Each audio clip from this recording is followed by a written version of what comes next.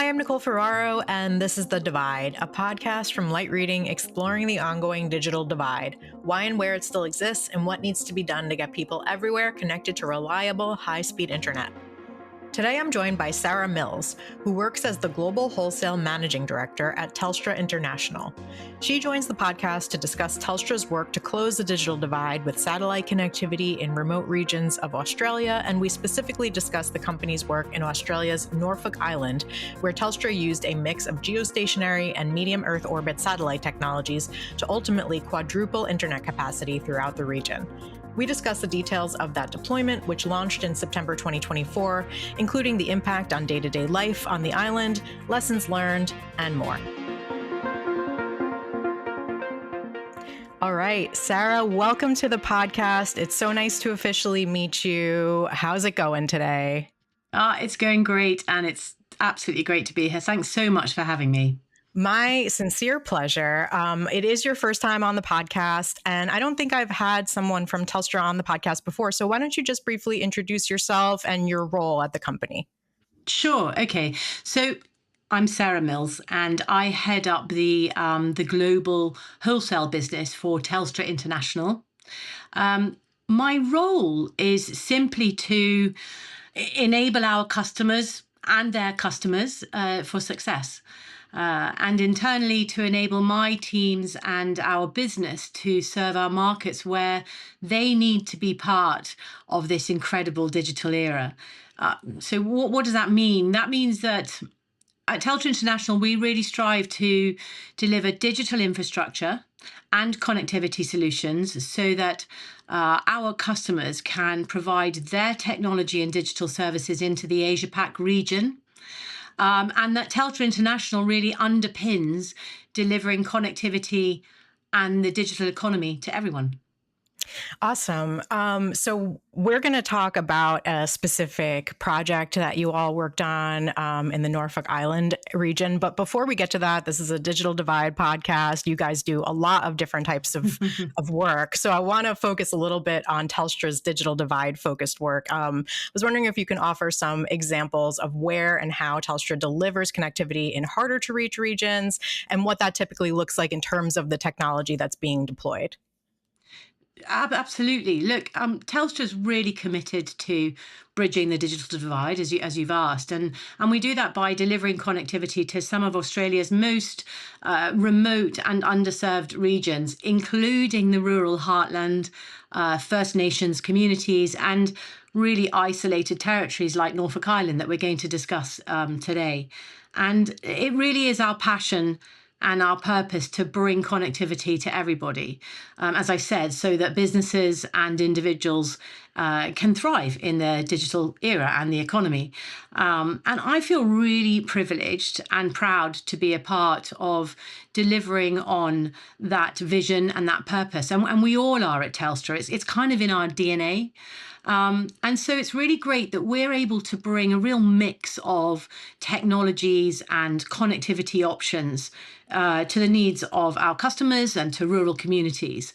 In our toolkit, we've got mobile connectivity, we've got fixed wireless connectivity, fiber and satellite connectivity. And so we can really tailor solutions to each unique geography and unique community or individual needs.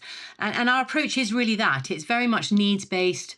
We match the right technology to the requirements of the location and wherever we can. And mostly we ensure that we deliver really reliable, scalable, future-proof sort of connectivity and as cost effectively as we can where it's required for us to do so. In addition to rural Australia and First Nation communities, Telstra delivers critical connectivity and digital infrastructure to developing and emerging countries across the Asia Pacific. And of course, in this case, to Norfolk Island and other really remote territories. We have also introduced another fantastic connectivity solution into our toolkit, which is the Telstra Starlink Enterprise, and that leverages low Earth orbit (LEO) satellite for very high speed and low latency internet. And that's mainly into rural locations that are highly underserved, but can be in metro areas as well. And because it is stable enough and reliable enough to support both the primary and backup connectivity for business. Okay, interesting. So you guys are partnering with SpaceX. I don't think I realized that. We are, yes, in terms of Awesome. their Starlink product, yes. Very cool. Okay, so you And mentioned, others, oh, sorry. but No, this is please. one that Yeah, we've actually sort of productized in an enterprise for enterprise. got it. And just quick follow up on that. So is that because Telstra doesn't do LEO directly? Do you partner out to do LEO services? That's right. We've built, Okay. look, in the past, we've built satellite ground stations and, partnering with OneWeb to deliver sort of Mhm. geo-satellite solutions. But yes, this is our sort of first venture into productizing LEO satellite services now. Okay, very interesting. Okay, so we'll get back to that another time, I think, because that's Sure, pretty absolutely. interesting. There definitely But will be more to come on that. yeah, We're okay, not we are very much sort of um, connectivity agnostic, I suppose one should say. And yeah, we look forward to welcoming, as there's such a rise of LEO satellite connectivity providers, and we do look at all of them on their merits, making sure that we can stick to our purpose and vision, but also the reliability that we have real credibility for. yeah, okay, awesome. So let's turn to this particular deployment in Norfolk Island, which I have to say I've never been. I've never been to Australia, Ah, and so I would love a little bit of a background on Norfolk Island in general. If you could tell us a little bit about the geography, the culture, the population, and also what the connectivity challenges in the region were prior to you guys coming in. yeah, sure, of course. But look, first of all, I'll say, look, I'm a Brit, obviously, by my accent, you can no surprises there. And since working with Telstra International, I've spent quite a bit of time in Australia, and I highly recommend that you go to Australia. I would have to Awesome do it in like people. over the course of a month because I hate flying so much. I'd have to. It is a bit of a long way, yes, but awesome people, fantastic culture, and an incredible terrain and country. So really diverse. So highly recommend that. But let's get back to Norfolk Island. So, yeah, Norfolk Island is a really small and remote island, just over 2,000 residents, and it's located 1,500 kilometres off from the Australian mainland. So very Oh, wow. remote, hugely important still. Over 2,000 residents there, and before Telstra's involvement, the island really faced sort of persistent, probably hugely frustrating connectivity issues. It was very slow, it was very unreliable, and it had very limited capacity. And as much as I can imagine that frustrated individuals, we're all used to clicking a button and everything just being there within seconds. Um, Importantly, it really impacted essential services like education and healthcare. The only healthcare service on the island, which is Norfolk Island Health and Residential Aged Care Service, really struggled to meet sort of modern digital demands. And just to give you an example of the impact there, patients could only enjoy really primary healthcare services on the island and therefore had to travel for miles far off the island for anything more than just primary care. And the central school also faced real barriers to participating in digital learning and other digital education initiatives. And that really put them at a disadvantage, an unfair disadvantage. Yeah. Um, and Norfolk Island previously relied on a submarine cable via Anson Bay to provide their connectivity. But now, since we've got involved, uses satellite-only connectivity. But the Anson Bay site still supports Norfolk Telecom's sort of operations. But the satellite connectivity provides all of the digital access and the internet that the islanders now enjoy. Okay, fantastic. Thank you for that background. So we'll talk a little bit more about the actual deployment itself, but just curious how Telstra even got involved with this project to begin with? Look, I think there was the Australian government has a sort of a regional connectivity program, and asked Telstra to get involved. Understanding that a solution was really required for the islanders, and so we thought, well, we could get involved in this. We can really design this well, and we launched a project in September 2024. Okay. And yeah, we used an incredible ecosystem of partnerships to help deploy this project. Okay, excellent. Do you want to call out any of the partners? Yeah, sure. So we worked with Norfolk Island's Regional Council, and we had significant support from the Australian government's regional connectivity program, and they invested over $7 million into the project. Okay. So yeah, it was a project that really demonstrated the great collaboration and partnership across an ecosystem of contributors, without which simply the island and its businesses and the essential services and population just would not have received the connectivity it desperately needed. So it's I'm a really strong believer in working with our ecosystem, whether they're in some cases competitors, not in this case, but for the basic needs and the requirements of our customers, and our customers more and more really need us to do that. Yeah. So tell me a little bit about the deployment timeline. You mentioned that it launched in September, right? What was the actual timeline from start to finish? And can you tell us a bit about the technologies that are being used for this network and why? Yeah, sure. So we launched the project in 2024. We had done quite a bit of design work prior to that. So sort of discounting that, sort of end to end, it took us around 18 months to deliver this project.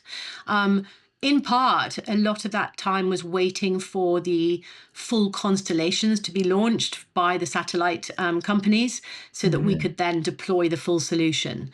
So the deployment itself increased Norfolk Telecom's sort of central satellite service capacity by around 4 to 6 times. So just to give you an example of what that was, and it's incredible to be talking in megabits at the moment, but the download speeds intermittent that the island was receiving were about 120 megabits, and uploads of only 30 megabits per second.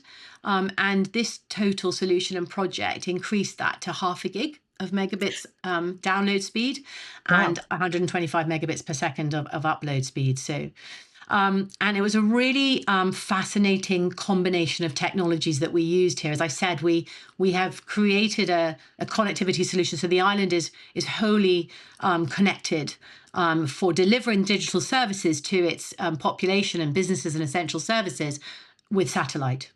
So we used high availability sort of Earth station configuration with geostationary satellite and medium Earth orbit satellite, and then standard routing equipment that you would find in usual sort of terrestrial deployments to prioritize and steer the traffic between the two satellite links. And then Telstra's managed internet solution for Norfolk Island Regional Council sort of makes use of the satellite capability. The geostationary satellite capacity was provided by Intelsat, and the MEO, the medium Earth orbit satellite, was provided by SES. Just to kind of explain that a little bit more. Yeah, please. So geos, I'm sure you know this, but for some of your listeners, right? So geo satellites are positioned above the equator, around just over 37,000 kilometers above the Earth. And it's quite a unique positioning in that it allows them to match the Earth's rotation. And so it appears very stationary to a fixed point on the Earth. MEO satellites are positioned at only 2,000 kilometers above the Earth. And unlike the geo satellites, the MEO satellites have a more elliptical orbit. So that allows them to cover different areas of the Earth as they travel. And so the combination of the two was the ideal solution because it provided real high availability and combined the benefits of low latency and high throughput from the MEO satellite and the reliability of the geo service being sort of stationary on one point of the Earth. But the real cornerstone of the solution is the MEO satellite capacity provided by SES. And as I said, that provided a total bandwidth to the island of just under half a gig, and improved latency by 4 times, approximately 150 milliseconds, which was a significant improvement compared to the previous geo satellite solution that the island had in place. So they just had a geo solution and a subsea cable input.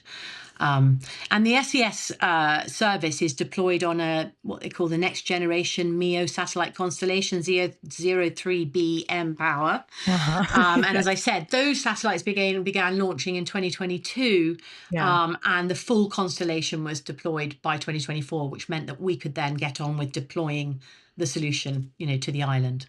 Got it. Okay. Very interesting. Yeah, sorry if really this is a dumb follow-up, but who's serving as the last mile service provider? Who are the residents of Norfolk Island subscribing to for this service? Yeah, so Norfolk Island Telecoms provides all of the services under the Local Telecoms Act. Yeah, so gotcha. So in terms of how that connectivity is accessed and delivered, Norfolk Telecom, they're a business unit of the Norfolk Island Regional Council, and they provide sort of carrier grade services under the Local Telecommunications Act. But then the off-island connectivity, if you like, is delivered by Central Satellite Services, and that high availability switching enables switching between the primary and the secondary Earth stations that are on the island.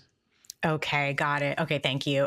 So you mentioned, the speeds that are now available, which is really impressive to hear what you've been able to deliver there. But tell me a little bit about the lived experience. What is connectivity like now in the region compared to before, and how has it impacted the day-to-day life for residents and visitors? Yeah, I think you can imagine how much it significantly changed their lives and had such a positive impact on their day-to-day lives. The internet capacity was quadrupled, and that just transformed digital access across the board, residents, businesses, and the critical services. So we talked about the central school earlier. That has sort of what we call a network splitting, if you like. That enjoys speeds of 250 megabits download speeds carved out of the total half a gig that's been given to the island. And that's provided during the school hours. But what's really clever about this solution is that the bandwidth allocated to the school during school hours is dynamically reallocated to the whole community outside of school hours. So that really maximizes the sort of the value and the capacity that the whole island can enjoy of the service. The healthcare service can now support video consultations, which means the islanders don't have to travel to go and get, really more than just primary care, and have video consultations, and in some instances, digital care provided. So that's been, a really significant impact as well. So major impact on education and healthcare. The schools and can now participate in multiple digital education initiatives so that they're not at that disadvantage they were before. And the general population, and of course businesses, can also now enjoy digital services with this sort of reliable and scalable connectivity. But importantly as well, we've made it it's scalable as use starts to grow, and demand for use starts to grow, which I have no doubt it will. Now that they've got it, they're just going to want more, and rightly so. But it's also future-proof as well. So, we can make sure that any new advances in technology and satellite capacity can absolutely be applied and integrated in the way that we've deployed the solution on the actual solution on the island. Yeah. Oh, that's fantastic. I was going to ask you, what the future plans are for the network, and how it could be scaled to handle future growth, which you've pretty much already spoken to. But if you want to add anything to that, feel free. But otherwise, I would just love to close this out with any lessons learned from this deployment that you'll apply to similar situations in remote regions. Yeah. Look, yeah. Just to say, we can increase the satellite capacity as demand grows. It's future-proof, so we can integrate new satellite technologies and also bandwidth management tools as they become available. And as we know, that advances daily. And I think, look, what was why this project was so successful, apart from delivering that increased capability to the island, was the ecosystem and the way that the partnerships work together. So we continue to work with Norfolk Telecom and the Regional Council and the Australian government to ensure to monitor that demand, to monitor different usage patterns, so that we can ensure the network continues to evolve to meet the community needs. Key learnings, I guess.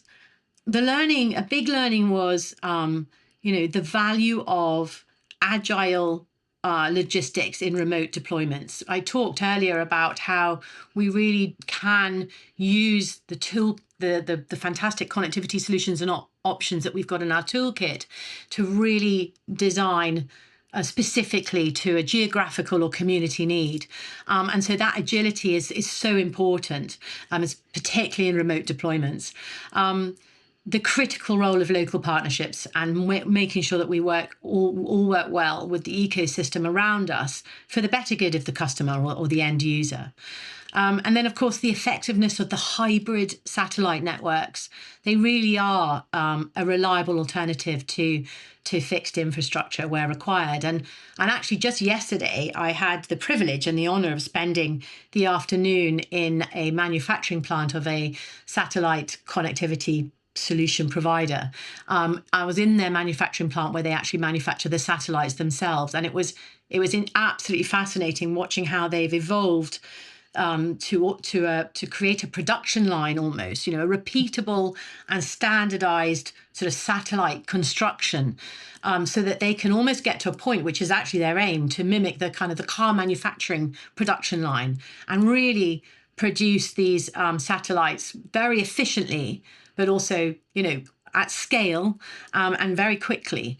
And so that was really fascinating, as well as the conversations that we had when we were talking about today, which is where actually mesh networks are being delivered today and deployed in space, which, really extends the network of the satellites. But also talking about the tomorrow and the not so far away tomorrow, where potentially you could have a data center in space or, racks in space. So you really, really can minimize the latency and improve that latency. And some are even talking about MPLS networks in space. So the one thing I would say, and a key learning from me individually, outside of the key learnings that we had from this fantastic project, are, watch this space. Satellite connectivity is evolving very, very fast, advancing really, really fast. And I see satellite connectivity becoming a primary, and potentially terrestrial fiber becoming the backup, such as the advancement of the technology that these satellite companies are achieving.